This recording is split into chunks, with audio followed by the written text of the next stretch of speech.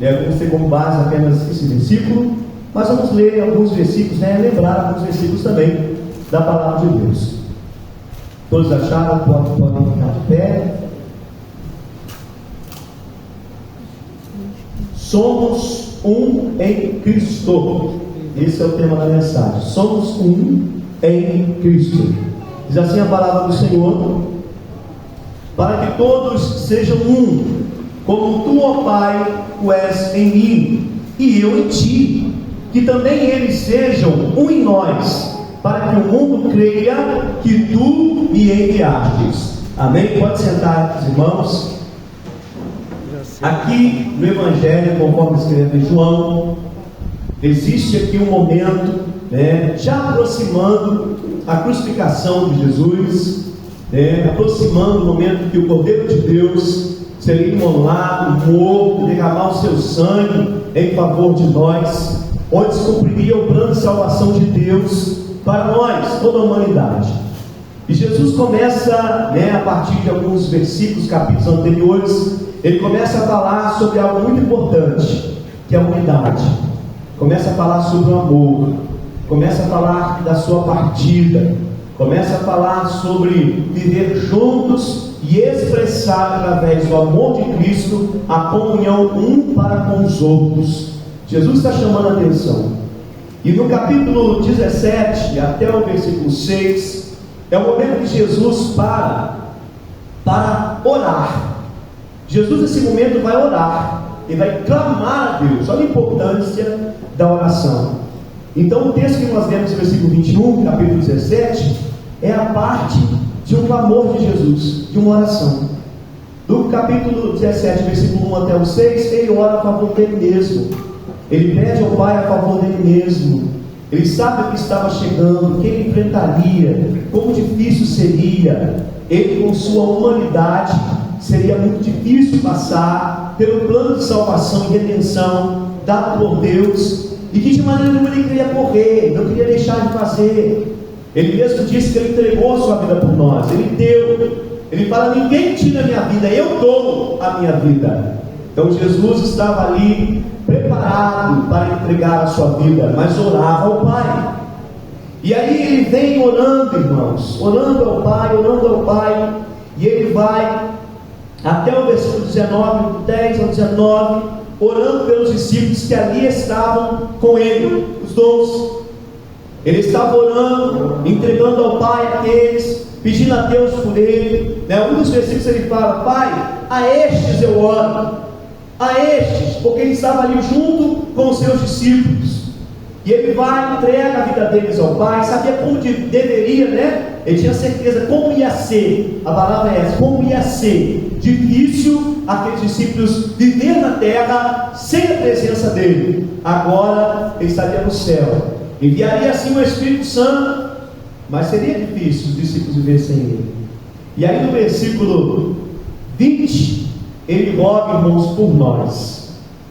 Imagine só, Jesus, naquele tempo, próximo ao momento de ser crucificado, ele faz uma oração por nós. Nós nem ainda havíamos nascido. 2000 anos atrás. Quantas gerações se passaram esses 2000 anos? E cada uma delas recebeu a oração de Jesus ao seu favor, ao Pai, a Deus Pai. E ele falou assim: eu não rogo apenas a este, mas todos quantos vão vir a crer na sua palavra e virão a mim, porque crerão na sua palavra. Ele está falando nos salvos, que estão em qualquer tempo da história, aqueles que durante todo esse tempo da igreja na face da terra veio a Cristo, e Jesus orou.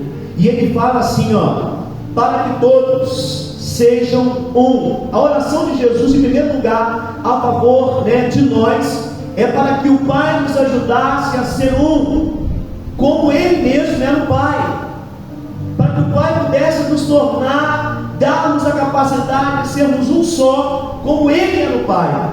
E Ele diz mais, Ele diz que com isso o mundo vão conhecer que de verdade Jesus foi enviado do Pai. Olha a tarefa maravilhosa, apesar de difícil, que a igreja de Jesus tem, de ser um para que o mundo conheça de verdade que Jesus foi enviado ao Pai. A responsabilidade que nós temos em ser um. Já parou para pensar? Já parou para pensar que mesmo sendo difícil nós temos essa necessidade? Tantos motivos de oração que Jesus tinha, mas ele começa a oração chamando a atenção do Pai, pedindo ao Pai, invocando ao Pai por nós, justamente na necessidade que temos de ser um em Cristo. Coisa maravilhosa. Aí nós temos algumas coisas a pensar. Ser um, no sentido bíblico, no qual Jesus está falando aqui, não significa, que nós vamos ser a mesma pessoa, No sentido bíblico, para sermos um em Deus, não quer dizer que nós vamos ser a mesma pessoa. Às vezes a gente tem que falar, parece tão óbvio, Mas a gente tem que lembrar que ser um em Cristo não quer dizer que todos vão ser iguais.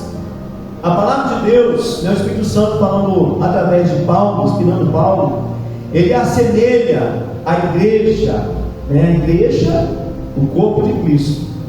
Igreja é como corpo. O corpo todos são iguais? Os membros são iguais? Não, os membros são diferentes, mas fazem parte do mesmo corpo. E cada um com a sua singularidade é importante para que o corpo todo fique sadio.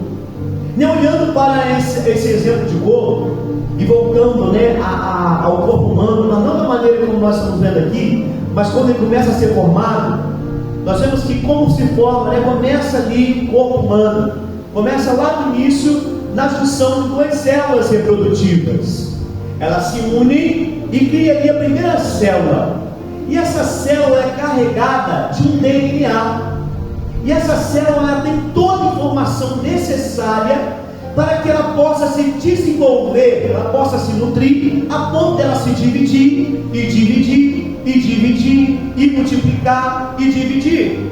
De apenas uma célula, formam-se várias células. E em um determinado momento, essas células vão se diferenciando. Elas têm o mesmo DNA, elas têm a mesma essência. A célula que você tira do cabelo não é diferente do DNA que você tira do cabelinho lá do pé, ou de algo, uma parte do corpo interno. Ela é a mesma, mas ela vai se diferenciando.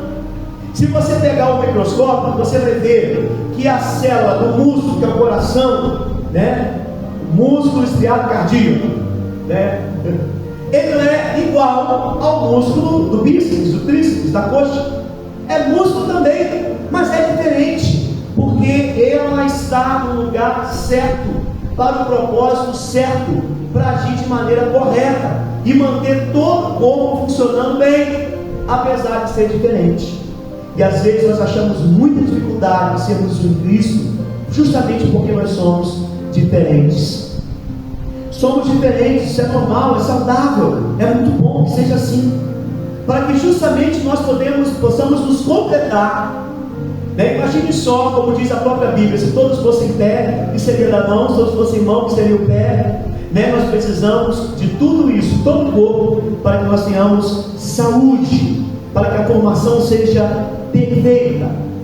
Então, por nós não sermos a mesma pessoa, nós podemos ser um corpo, dividindo a mesma essência. Dividindo a mesma essência. Você já parou para pensar? Deus fez um homem, eu e você, levando em consideração Adão e Eva lá atrás, ser humano. Ele fez o ser humano mais ou menos, ele fez perfeito. Ele fez perfeito. Ele fala em Gênesis 1:26 que ele criou o homem imagem e semelhança dele. E quando ele chama para a criação do homem, ele deixa bem claro ali a divindade, para façamos o homem conforme a nossa imagem e nossa semelhança. Conforme imagem e semelhança nossa. Ele está falando de uma essência só. E ele cria um homem perfeito. Mas aí o que acontece? O pecado vem e desfaz essa perfeição, distorce a imagem e semelhança de Deus, faz com que nós, através do nascimento carnal, cada um ser humano natural, torna-se impossível desenvolver aquela semelhança que tínhamos com Deus. E aí então é necessário, e foi necessário necessário que Cristo Jesus viesse à terra para que através do seu sacrifício nós possamos, e nós temos isso, uma nova essência. E João, ele fala muito sobre isso no capítulo 3 da conversa que Jesus teve com Nicodemos. Ele fala que é nascido da carne, é carne, mas que é nascido do Espírito, é Espírito. Necessário você nascer de novo. Ele fala agora de uma recriação, recriar uma imagem perdida, voltar à inocência manchada. O que Cristo está dizendo para nós é que Ele, através do seu sangue, através da salvação que alcançamos nele, nós podemos sim recriar essa imagem, podemos ser um, mas apenas através de Cristo. Apenas através de Cristo. Ele vai gerar isso em nós. Então, a essência, o DNA da igreja é Jesus.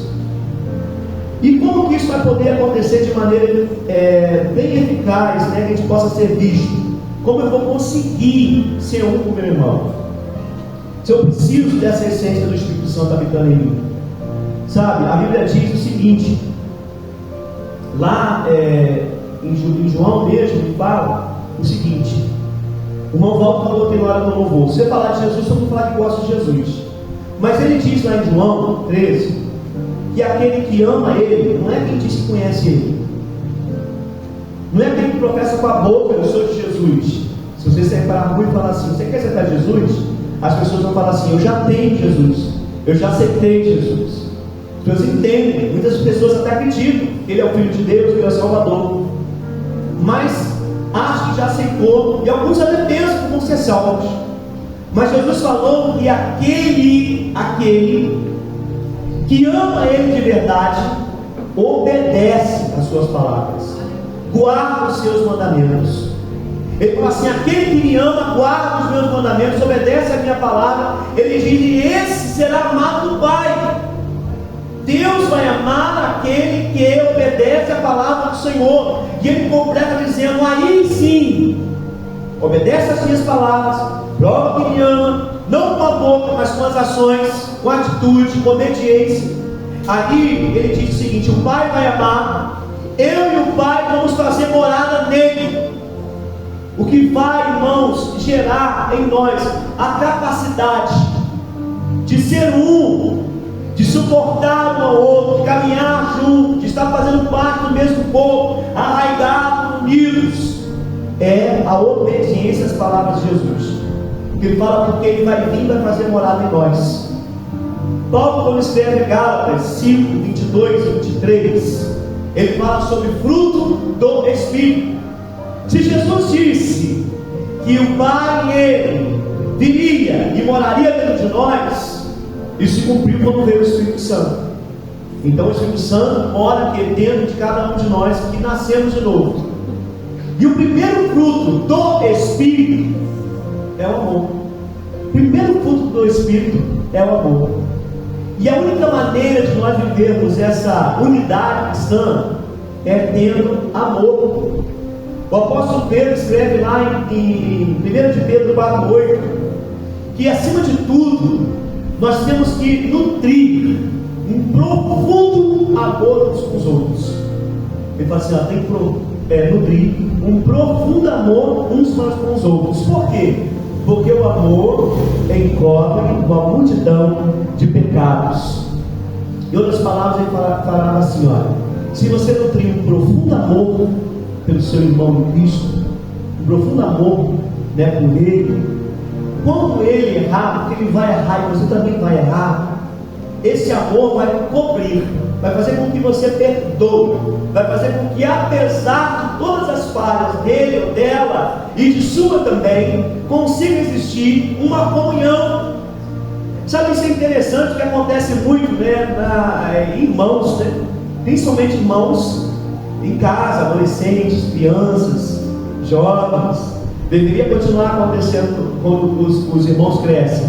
Mas o que acontece? Brigam, não ficam sem brigar, muitas vezes degradando um ao outro, mas se amam. Se saem de casa, não se sente falta. Quer saber onde está? Fica aquela saudade. Perdoa e está junto. Sabe?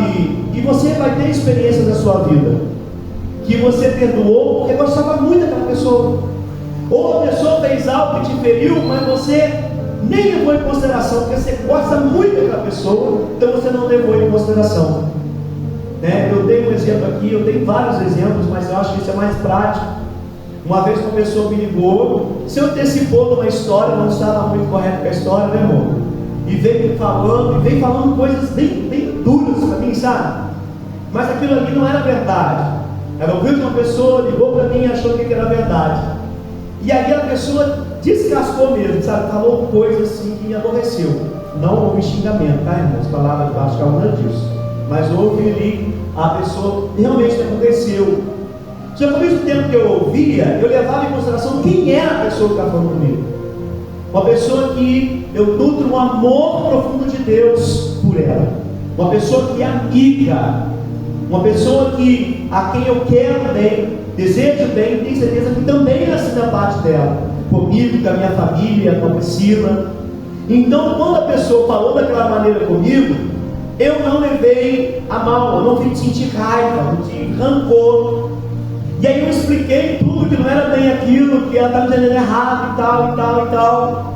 E aí depois, quando terminamos ali a conversa, não sei se foi no exato momento que o senhor falou que eu depois, eu falei, irmão, se eu não gostasse tanto dessa pessoa, eu ia ficar chateado com essa pessoa, tudo que ela falou comigo. Dá para entender que é nutrir um profundo amor para cobrir multidão de pecados? Porque ali o Pedro está falando que Deus tem um profundo amor por nós que cobre nossos pecados. Está dizendo que nós temos que nutrir um profundo amor uns para com os outros, para que quando o nosso irmão pecar contra nós, e da sua fragilidade humana, imperfeição humana que ele tem, assim como eu também tenho, eu vou entender, isso não vai impedir que a gente continue unido em Cristo Jesus, por causa do amor. Por isso que há a importância de nos conhecermos, de lidarmos uns com os outros, de estar ajudando uns aos outros, sabendo as dificuldades e alegrar quando está alegre, chorar quando chora também, para que a cada dia esse sentimento, o amor cresça entre nós. As igrejas fazem muitas coisas, dizem que o crente gosta de comer, na verdade não é porque a mesa sempre traz a comunhão. Então tudo que vai lá é para poder unir, chamar, comer junto, conversar, se conhecer, criar amizade, criar vínculo. Se você tem um amigo, você tem uma amiga qual você ama, você mantém, tem um inútil, um imenso amor, sobretudo por ele, por ela, que vai acontecer, mesmo que ele fale, você não vai jogar por vento, você vai perdoar e vai manter a amizade com aquele amigo. Interessante que se o Espírito Santo morando dentro de mim, ele produz fruto, e esse fruto, em primeiro lugar, que eu estou trazendo aqui para a gente pensar, é o amor.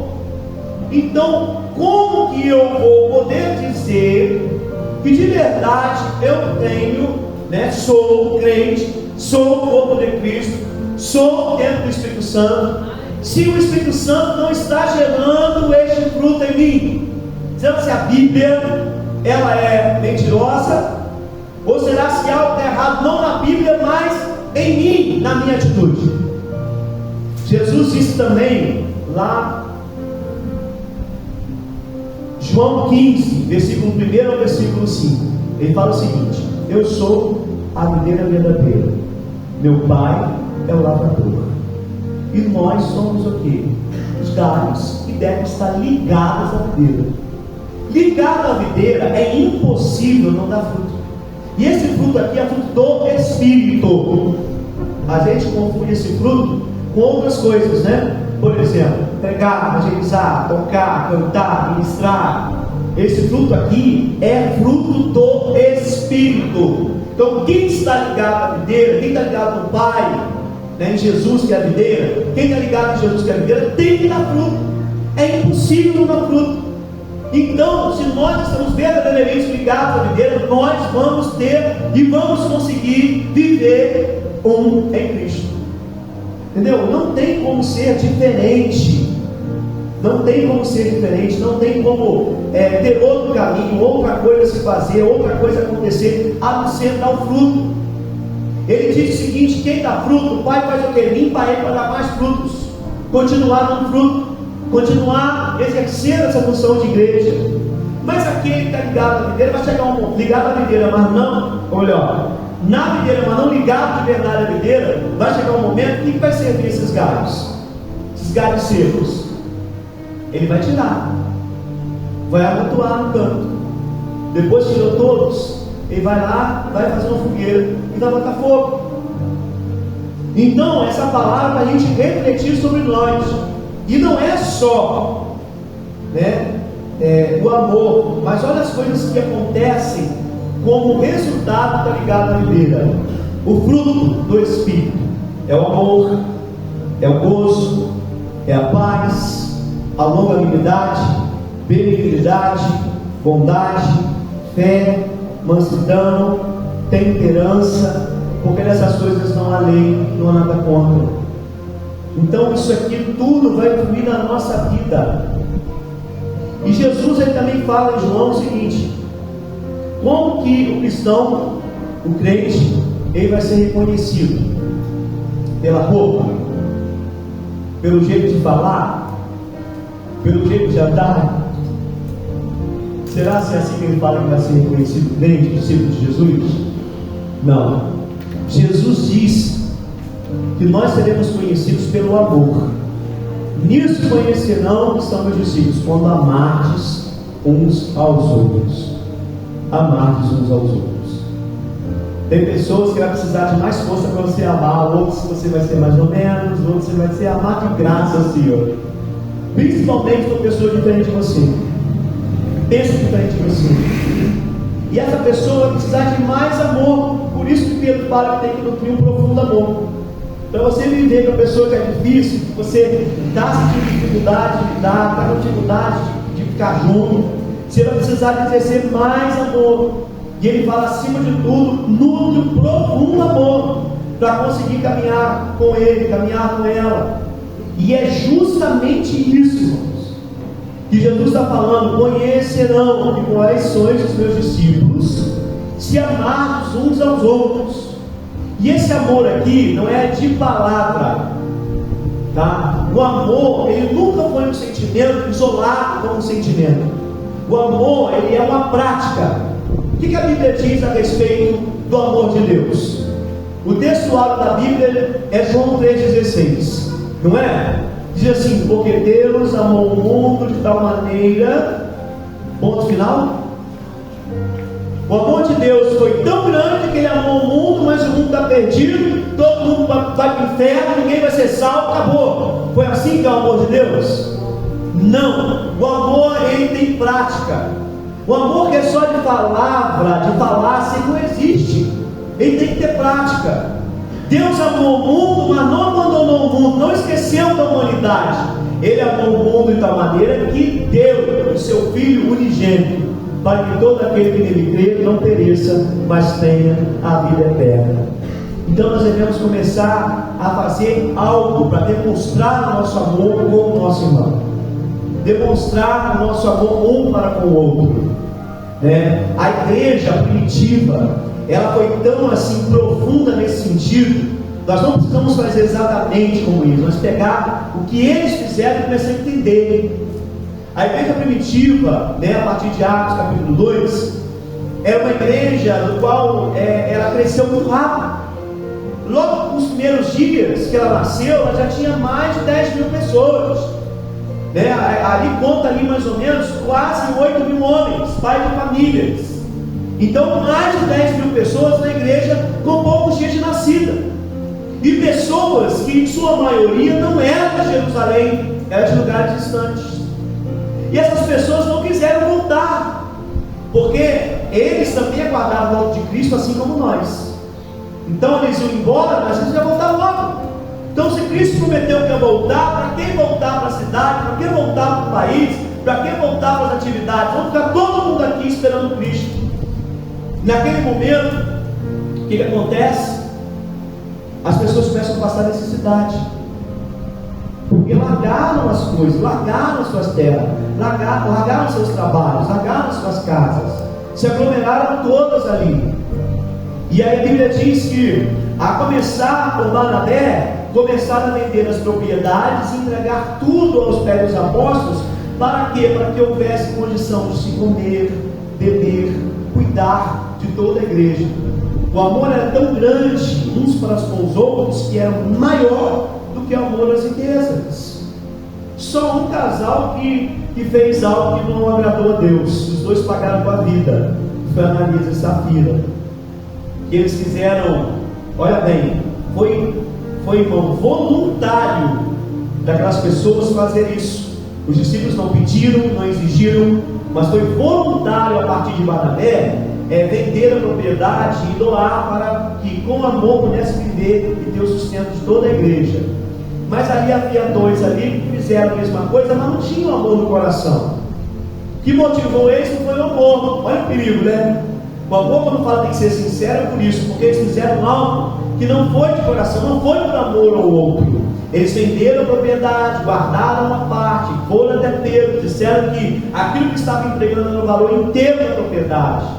E chegou o primeiro marido, lembra disso, né, irmãos? E falou assim: olha isso aqui, o dinheiro, toda a propriedade, nós estamos entregando aqui. E aí Pedro, né, o Espírito Santo revelou que era mentira. E ele repreende: que mentiste ao Espírito Santo? Não é homem que mentiste, que fizeste, tivesse temor. E na mesma hora ele morreu, né? Deus o matou. E aí os moços estavam ali, levaram o corpo para sepultar fora. E chega depois de 3 horas a esposa e conta a mesma mentira, porque foi combinado. E ele falou assim: não, mentiste ao Espírito Santo, não aos homens. Está chegando na porta aqueles que sepultaram o teu marido, agora vão sepultar você. E o Senhor fez aquilo. Sabe, era necessário naquele momento, a igreja estava nascendo. Mas bem, eu quero dizer que nós não precisamos fazer exatamente, vende tudo que você tem entrega aqui na igreja. Não, não é isso. Mas conforme a nossa força, conforme o que a gente pode fazer, procure fazer o bem, socorrer.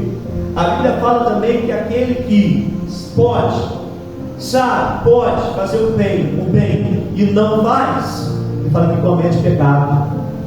E às vezes quando a gente pode acontecer algum momento ou outro, a gente vê a necessidade de alguém fingir que não veio, que não viu e passar largo. Isso é errado, é pecado. O amor tem que nos motivar a ajudar uns aos outros, sem esperar em troca, né? Então o que é a igreja do Senhor? É uma quantidade de pessoas que não são nascidas da carne, porque se fosse nascido da carne, não teria condição de ser uma só em Cristo. Mas é uma quantidade, uma porção de pessoas, várias pessoas que são nascidas do Espírito, nasceu de novo, que tem agora, não de forma completa, porque de forma completa vai ser o céu, a imagem perdida pelo pecado, mas está recriando essa imagem perdida pelo pecado, é a habitação do Espírito Santo de Deus e gera fruto do Espírito Santo de Deus, que ainda peca, que ainda erra, mas procura acertar, que ama Jesus da maneira tal que quer obedecer aos seus mandamentos. Aquele que diz que ama Jesus não sente vontade de obedecer os seus mandamentos, não ama Jesus, não é a igreja. O Pai, o Filho e o Espírito Santo não mora nele, porque não quer obedecer ao Senhor Jesus. Aquele que ama, guarda os seus mandamentos, obedece ao Senhor Jesus, está tendo já desde este mundo a imagem recriada do ser humano. Jesus não morreu na cruz para que nós sejamos anjos do céu. Ele morreu na cruz para que nós sejamos aquele ser humano criado por Deus, a imagem e semelhança. Quando o homem peca, o homem perde sua posição. O que a Bíblia diz? Ele é expulso do jardim. Deus coloca anjo com espadas e vaias para quê? Para que ele não coma do fruto da árvore da vida. Mas aquele que nasceu de novo em Cristo, ele fala que ele dá o fruto da árvore da vida, para que tenha vida eterna. Ele dá. Então, irmãos, saindo daqui, nós temos que recriar essa imagem. Nós temos que viver em amor. Nós temos que suportar uns aos outros. Nós temos que socorrer o aflito. Nós temos que procurar ter amizade uns com os outros. Aquelas pessoas mais difíceis, dos quais nós não conseguimos ter. Vamos esforçar mais um pouquinho, porque às vezes em relação ao corpo, um está sendo a mão, outro está sendo o pé. Mas esforça mais um pouquinho, porque mesmo com as atribuições diferentes, personalidade diferente, jeito diferente, com erros também diferentes, que todo mundo acerta, nós somos um corpo em Cristo Jesus, e a gente tem que se dar bem, e tem que se amar, tem que viver. Lá no céu vai ter um lugar separado para facções. As obras da carne têm facção, né? Essa divisão, dissensões, picuinhas, como naquela época a gente falava panelinhas. A igreja tem que ser um panelão, não pode ter panelinha, tem que ser um panelão, todo mundo junto, uma imensa panela, e está todo mundo ali junto, ninguém separado. Assim, irmãos, é um corpo só, um só em Cristo Jesus. Por quê? Porque o mundo precisa crer que Jesus foi enviado do Pai. É a palavra dele. Eu rogo ao Pai que eles sejam um, como eu sou em ti, o Senhor é em mim, para que o mundo creia que tu me enviastes. É a palavra de Jesus. Para que o mundo creia que tu me enviastes. Olha a necessidade, olha a responsabilidade que a gente tem de caminhar junto, de ser um só corpo. Isso é muito sério. A gente precisa lutar e alcançar, através de toda a Espírito Santo gerando em nós essa capacidade. Amém? Receba essa palavra no seu coração e a gente vai orar ao Senhor. Amém? Convide os irmãos a ficar de pé.